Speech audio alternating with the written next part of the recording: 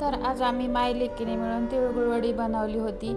तर खूप छान झाली होती. ही माझ्या मम्मीचीच रेसिपी आहे. मी तिचीच बघून शिकले किंवा मी पहिल्यांदाच बनवली होती. चला तर मग तुमच्यासोबत रेसिपी शेअर करते. हाय, मी मोहिनी आणि तुमचं माझ्या आजच्या व्लॉगमध्ये स्वागत आहे. चला तर बनवूया आपण तिळगुळ वडी. संक्रांतीसाठी खूप स्पेशल आहे. आता म्हणजे संक्रांतीचा सण बी आलाय, लोक तिळाचे लाडू हे बनवतात. मी वडी बनवली होती आणि खूप छान झाली होती. पहिल्यांदाच बनवली, मला वाटलं येते का नाही, पण छान बनली होती. चला तर सांगते.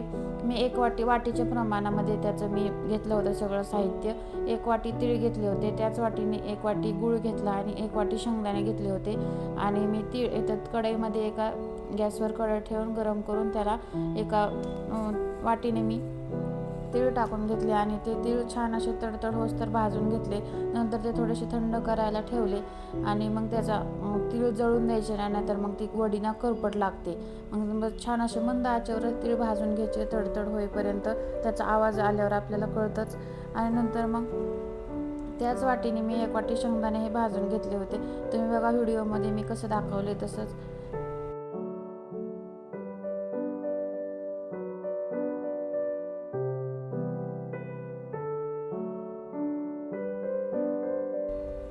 आणि ते 1 वाटी शेंगदाणे हे खूप छान असे मी खरपूस भाजून घेतले. माझ्याकडे अगोदर शेंगदाणे भाजून घेतलेले होते, पण मी परत थोडेसे गरम करून घेतले शेंगदाणे आणि ते मग नंतर थंड करायला ठेवले. आणि हे दोन्ही मी तीळ आणि शेंगदाणे एकत्रच मिक्सरमध्ये थोडं दरदरा म्हणजे ते आबडधोबड असं कुटून घेतलं. म्हणजे कसं ते जास्त पण बारीक नको आणि जास्त पण मोठं नको.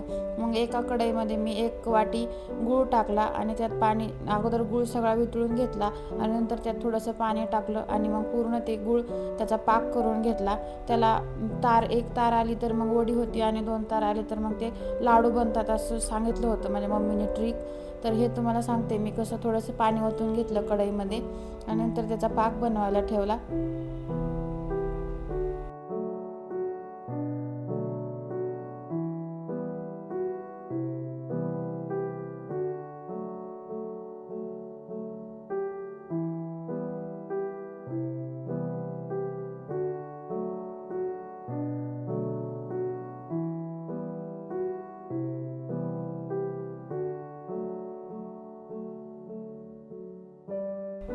तर आपल्या इथं पाक तयार होते. मी त्याच्यामध्ये 1 चमचा वेलची पूड टाकली होती आणि नंतर छान असा पाक तयार झाला होता. थोडा तुम्हाला घट्ट वाटत असेल तर पाणी टाका आणि पातळ वाटत असेल तर थोडा अजून म्हणजे ते घट्ट होऊन जाईल. जास्त पातळही नको आणि जास्त घट्टही नको. मग वडी परत पातळ झाली तर वडी चांगली बनत नाही आणि घट्ट झाली तर वडी कडक होते. मग एकदम छान. त्यात 1 चमचा तूप टाकला अशी मस्त त्याला शाईन येण्यासाठी. त्या आणि वडी पण एकदम छान आणि मऊ होते म्हणून 1 चमचा त्यात तूप टाकलं होतं. आता पाक चेक करायसाठी मी एका प्लेटमध्ये थोडंसं पाणी घेतलं आणि त्याच्यामध्ये ती थोडासा पाक टाकून बघितला, ती तार येते का कशी, माझी वडी परफेक्ट सेट होईल अशी.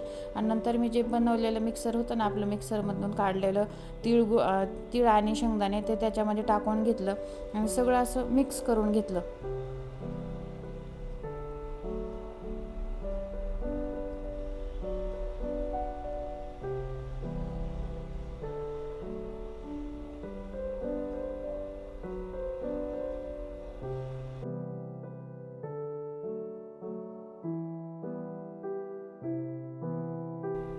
तर मी सगळं मिश्रण तयार करून घेतलं होते आणि एका प्लेटला थोडंसं तूप लावून घेतलं. नंतर ते मी केलेलं मिश्रण एका प्लेटमध्ये त्या तूप लावलेलं ट्रान्सफर करून घेतलं आणि त्याला त्याच उलटण्याने आपलं त्याच बारीक चमच्याने त्याच्यावर थापून घ्यायचं. खूप गरम असताना जरा थापायचं म्हणजे छान सेट होतं.